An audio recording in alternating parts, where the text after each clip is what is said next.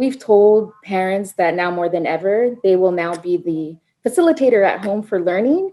The partnership is important between school and parents, and having partners such as PowerMyLearning to help us provide these tools to our families has been beyond amazing.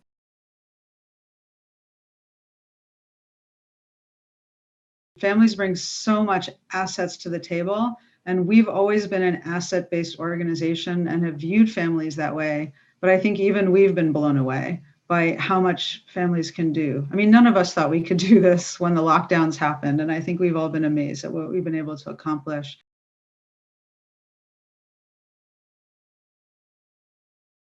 How do you operationalize that piece where you actually see families as assets? How do families know that from the way that you do your work? We listen to them. We don't come to them with solutions. We come to them with questions and we listen. Our family engagement has actually doubled. I'm at a high school campus, so family engagement at the high school level can be a bit challenging. Sometimes I think parents, their mindset about engagement at high school is that, oh, well, you know, they're old enough, they don't need me as much. But I think this has really shifted parents to really taking an even more active role during our workshops. Sometimes I have parents, sometimes they're riding on the bus, they just left work, but they're logging in to our meetings. I hope that after everything continues back to normal, this is something that we continue to practice.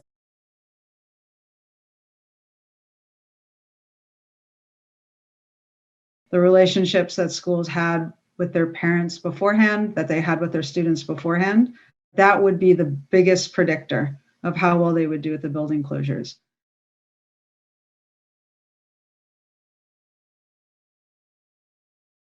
When teachers have an opportunity to see what's going on in kids' homes to some extent, they're seeing photos, like a lot of kids will take a selfie with their mom or their dad and send it in.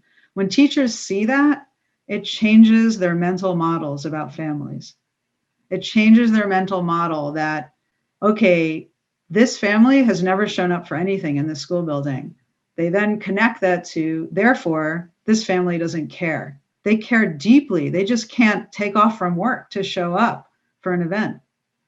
And this provides an opportunity for teachers to see that the families are in it with them and that they can play a really important role in kids' learning.